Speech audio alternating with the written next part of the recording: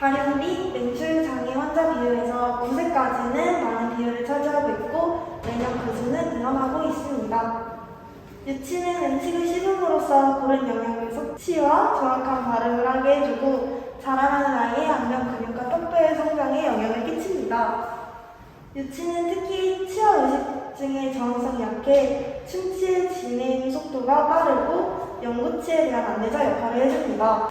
하지만 이런 유치가 조기 상실에 이르게 되면 자라날 영구치의 자리를 잃게 되어 치열이 고르지 못하게 되어 성인이 되었을 때는 이러한 치열을 받게 됩니다.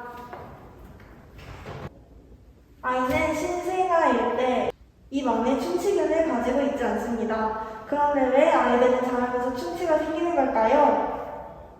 아이는 자라면서 이유식을 시작하면서 양육자를 통해 자연스럽게 충치균에 감염되게 됩니다.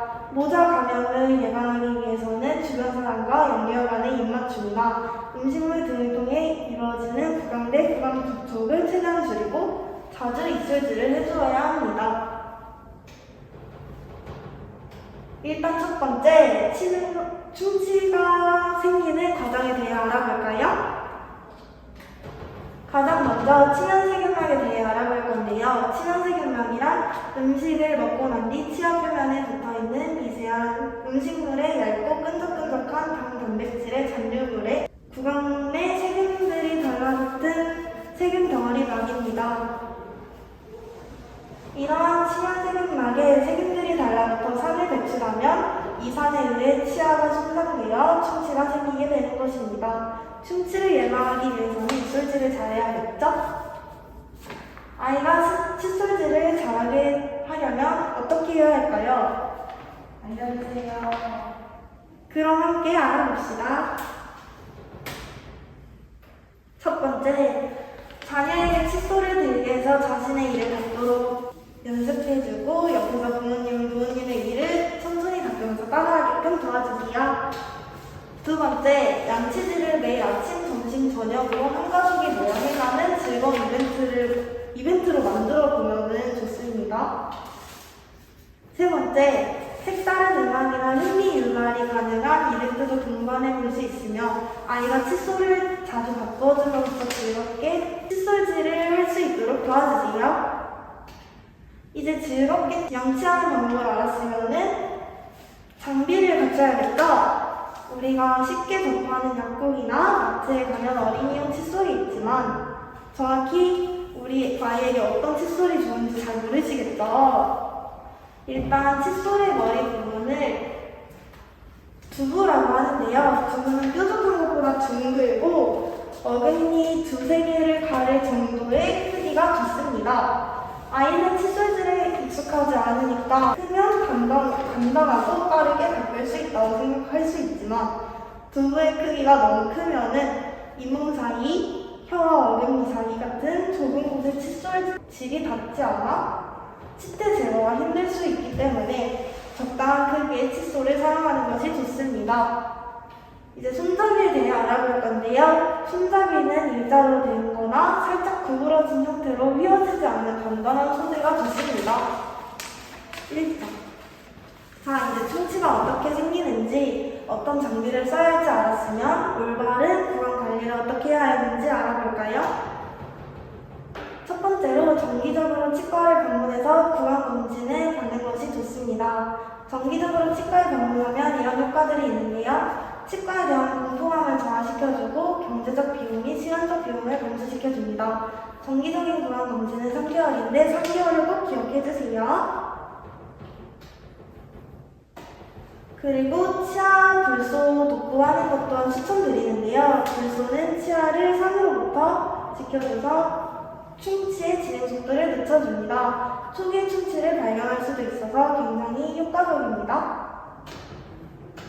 두 번째로 어금니와 소화 열구를 메꿔주는 방법이 있는데요. 쉽게 말해 홈메우기를 해주는 것이 좋습니다.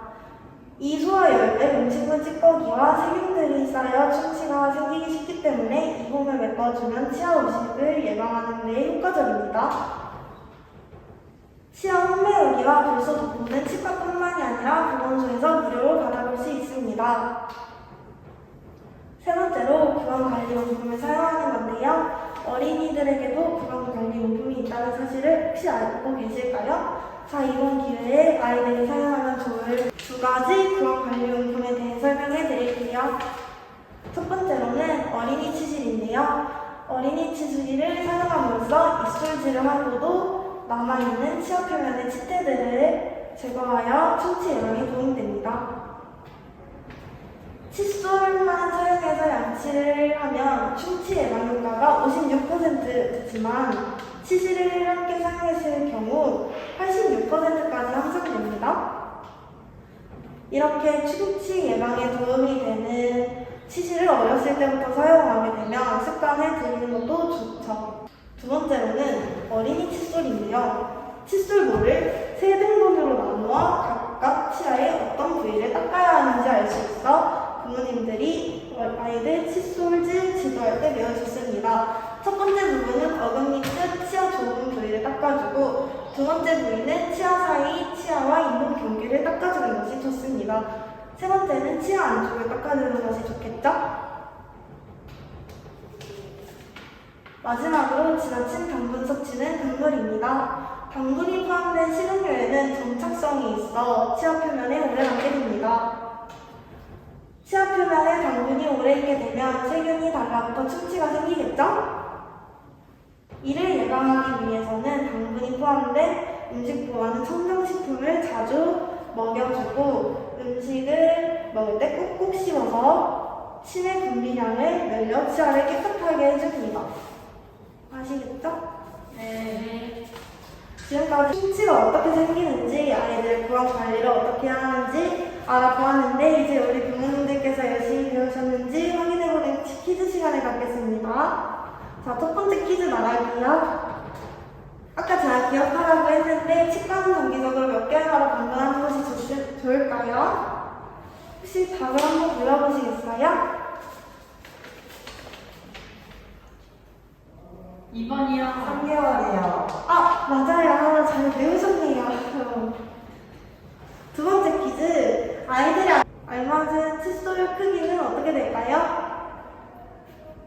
어금니 두세 개요. 맞아요. 다 기억하고 계시네요. 오늘 완벽하게 다 알고 가시는 것 같으신데 이거 하나만 기억하고 끝냅시다. 자녀의 치아에 대한 부모님의 관심이 아이들 평생 구강 건강 영향을 줄 수 있습니다.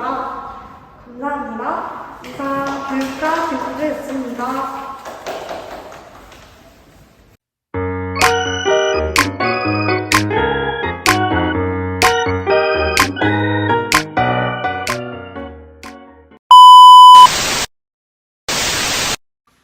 안녕하세요. 인투의 김두입니다.